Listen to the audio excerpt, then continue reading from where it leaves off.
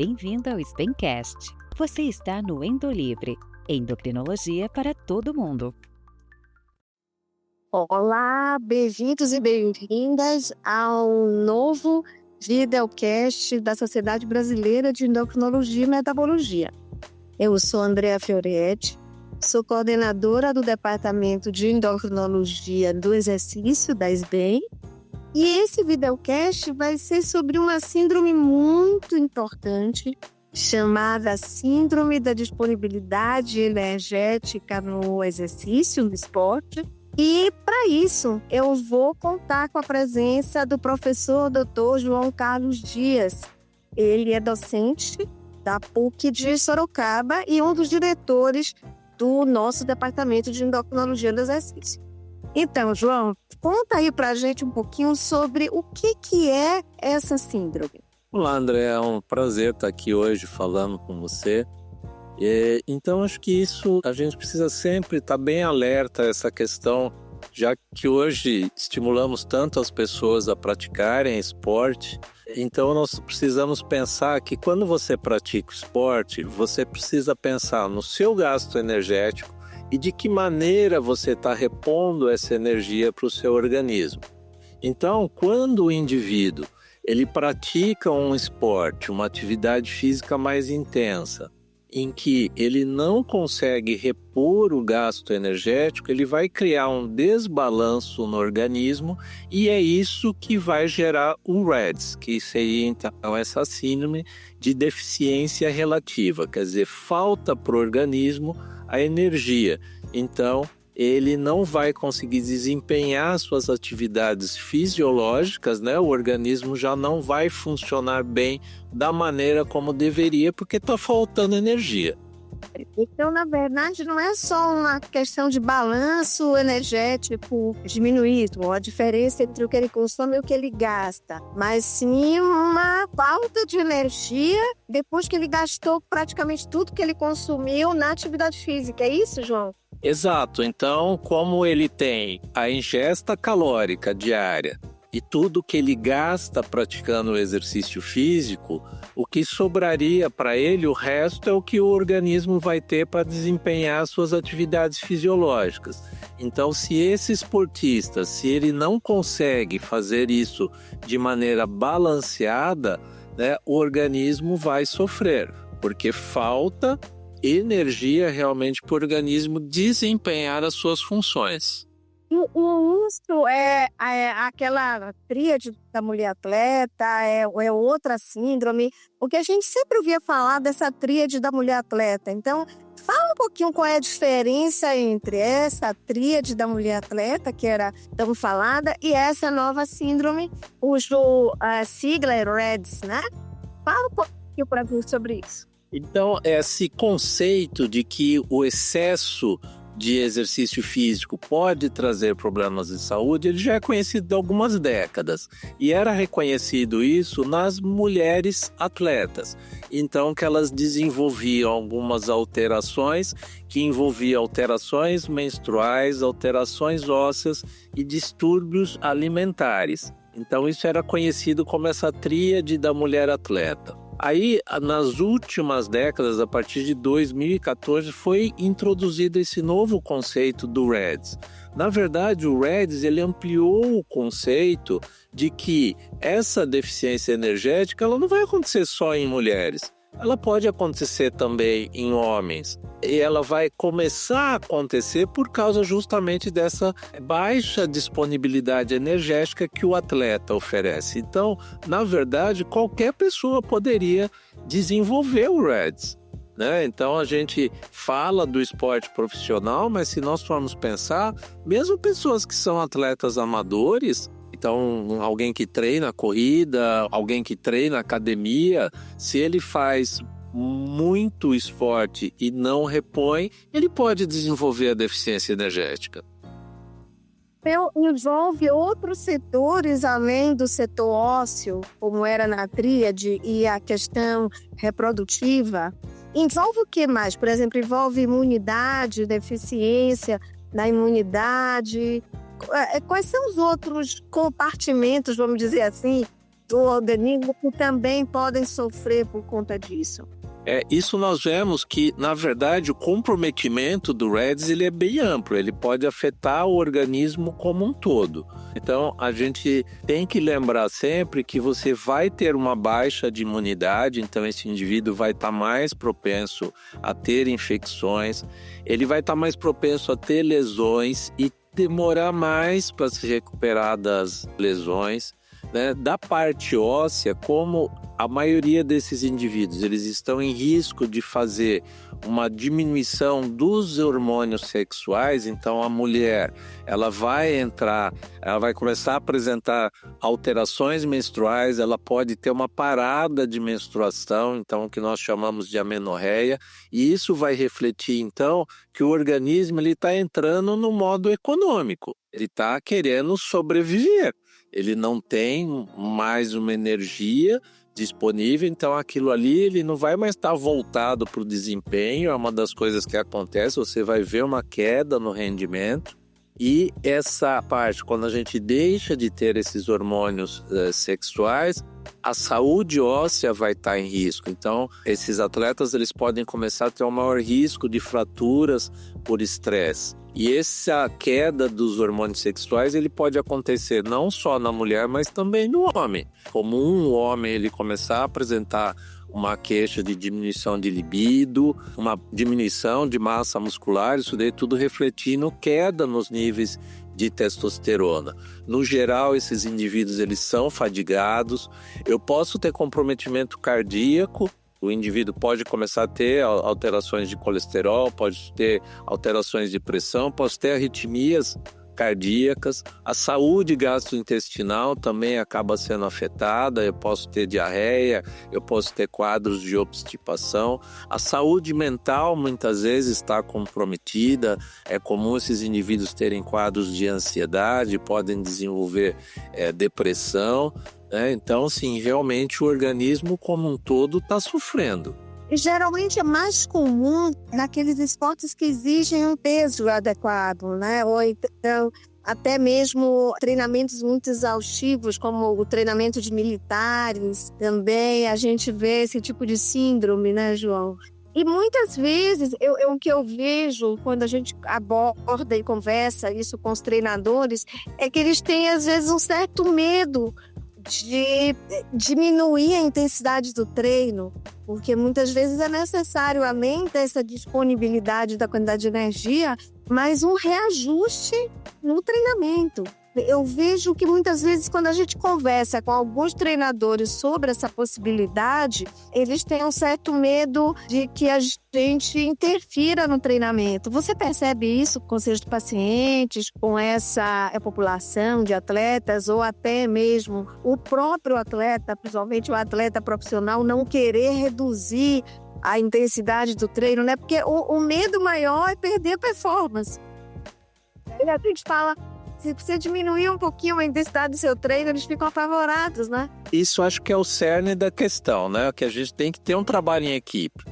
Não basta ser só o atleta, acho que a gente tem que educar e pensar assim no treinador, né? Porque muitas vezes ele também não tem essa dificuldade que você falou, pensar, puxa, mas eu vou prejudicar o atleta. É justamente o contrário, né? Quando nós detectamos um atleta que está com o risco do REDS ou que já tenha o REDS, o que nós precisamos num primeiro momento é fazer uma readequação, né? E essa readequação ela vai incluir um maior aporte energético e num primeiro momento sim uma redução é necessário para que o corpo possa se reequilibrar, senão ele não vai ter a capacidade de restaurar aquelas funções que estão comprometidas. Então eu preciso dar um certo descanso. E o que vai acontecer é justamente o contrário, porque se ele continuar dessa forma, aí sim o desempenho vai continuar caindo, né? Então o que eu preciso é fazer com que esse indivíduo, na hora que ele faz a readequação da energia que ele tem que ingerir e reduz o gasto, eu vou melhorar, na verdade, o desempenho dele depois. Então é preciso uma conscientização tanto do atleta quanto do treinador e até de todo mundo que participa da vida desse atleta. Então, até da família aí. Precisaria dessa adequação. E você abordou uma consequência que eu achei muito interessante, que é a consequência psicológica. Então, os nossos diagramas de REDS até pontuam muito a importância das alterações psicológicas que muitas vezes levam a transtornos alimentares, né? De anorexia, bulimia. Então, tem um psicólogo, por exemplo, na equipe ou na abordagem dessa síndrome, eu acho que também é muito importante. O que você pode colocar aí para a gente, João, como os sinais de alerta para um atleta amador ou profissional que esteja ouvindo a gente, um ou uma atleta, o que ele tem que pensar que possa estar tendo um quadro de REDS? Quais são esses sinais de alerta que deve fazer com que ele lembre dessa possibilidade? Muito bom, porque assim, o principal ponto para o diagnóstico é clínico.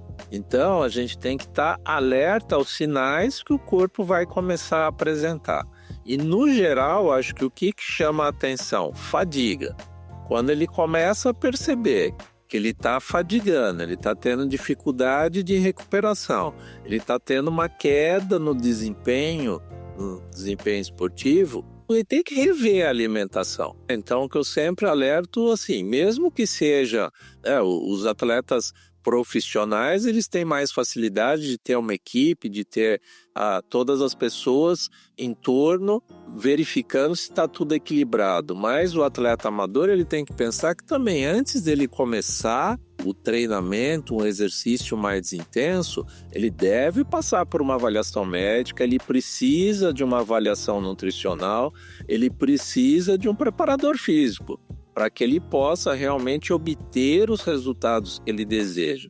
E se ele é um atleta profissional, essa questão que você falou da toda a saúde mental, ela deve ser muito bem vista, porque a pressão, às vezes, que eles têm em busca de resultados, ou como você mencionou, né, essas categorias que exigem um determinado peso, é muito comum quando eles estão chegando perto de uma competição, eles se submeterem a dietas mais restritivas, que vão poder desencadear o quadro do REDS. Então, eles vão ficar com uma deficiência energética.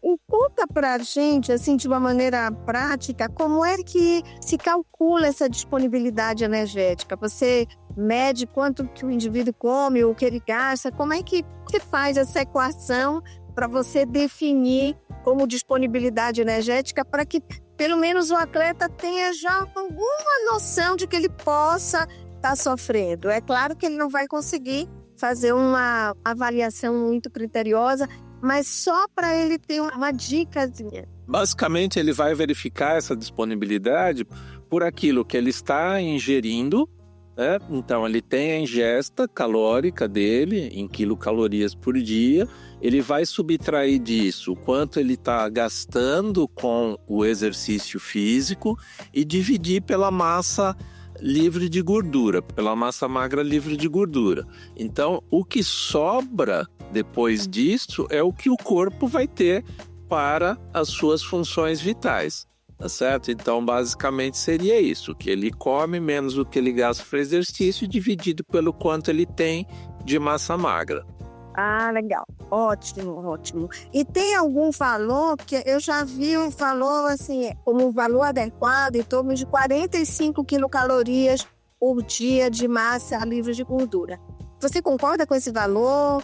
Vi também alguns valores com diagnósticos mesmo da síndrome quando esse valor está inferior a 30. Você também viu esses valores, João? Sim, são esses valores. A gente sabe que quando eles têm essa menor que 30 quilocalorias por quilo, ele fica em risco de desenvolver REDS, e o ideal, mesmo quando você já tem o quadro estabelecido e você quer uma recuperação, que ele atinja aí ao redor 35 a 45 quilocalorias por quilo por dia, né? E me conta uma coisa, por exemplo, aquela mulher que é atleta e que já percebeu que tem irregularidade menstrual, ela parou de menstruar. O tratamento é utilização de reposição hormonal, é com anticoncepcional? com readequação alimentar? Como é que funciona? O que é que se faz para que essa mulher restaure os ciclos menstruais para que eles fiquem regulares? O que nós precisamos fazer, então, é essa readequação mesmo da questão.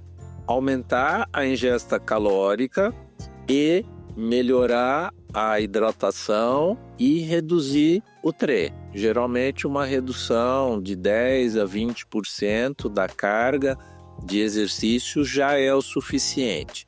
Em casos mais graves, pode ser necessário que você até suspenda a carga de exercício dessa atleta, né? Mas na maioria das vezes, só você fazer o aumento de aporte e a redução do gasto energético já é o suficiente. Naquelas que permanecerem em amenorreia por um período muito prolongado, ou seja, que elas não menstruarem por mais de um ano, aí você pode pensar que essas mulheres elas vão precisar, devido para preservar a saúde óssea, que ela possa precisar de um tratamento hormonal. E aí esse tratamento é feito de preferência com o estrógeno transdérmico e progesterona, no caso ela tendo útero. Então aí, nesse caso, o anticoncepcional comum não resolveria?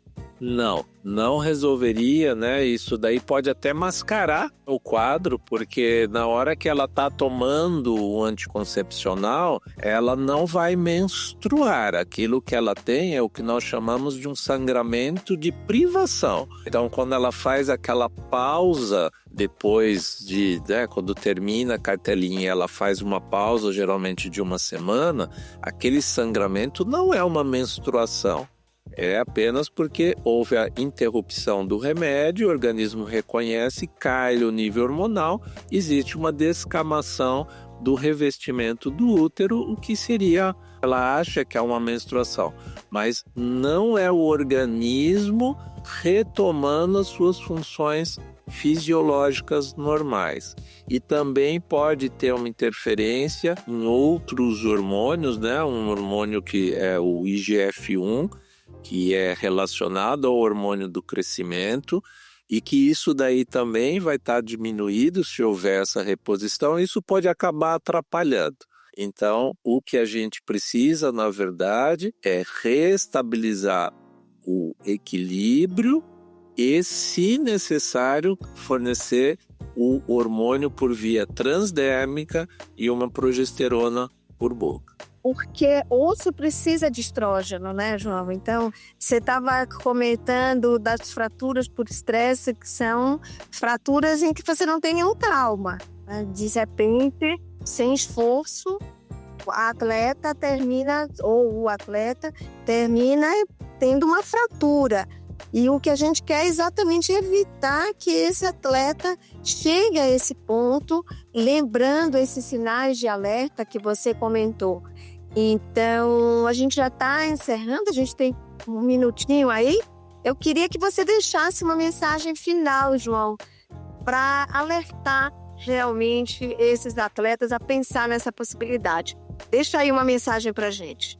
Eu acho que sempre o importante é a educação, né? Então, você educar esse atleta, que ele entenda, que ele conheça o seu organismo, educar os treinadores, alertar todo mundo que está lidando com esse atleta. Ficar alerta para os sinais precoces, não deixar o quadro se agravar. Então, quanto mais precoce você fizer o diagnóstico, melhor, né? Tá alerta, fazer uma revisão periódica desse atleta, a sua planilha de treino, a sua planilha de alimentação. Ter uma equipe multiprofissional. Então, se eu estiver falando de um atleta profissional, eu preciso realmente de que na equipe estejam todos muito alertas, quais são os objetivos. Alguém da saúde mental também está acompanhando. Então, acho que é prevenção. Prevenção, acho que é a palavra-chave. Eu queria lembrar também o caso das dançarinas e das bailarinas e dos bailarinos, que são, na verdade, grandes atletas, são atletas performáticos e que muitas vezes são esquecidos pela população de uma maneira geral, né? Então a gente pensa muito nos atletas de uma maneira, dos atletas de alta performance, e a gente termina esquecendo desses bailarinos e dessas dançarinas. Então eu queria lembrá-los também de tudo isso que o João tão bem falou para a gente hoje sobre REDS e finalizar esse videocast. Obrigada, João, por sua disponibilidade hoje. Obrigado, André. Eu que agradeço. Para mais informações, confira na legenda desse episódio. Endolivre é mais um quadro do SBEMcast.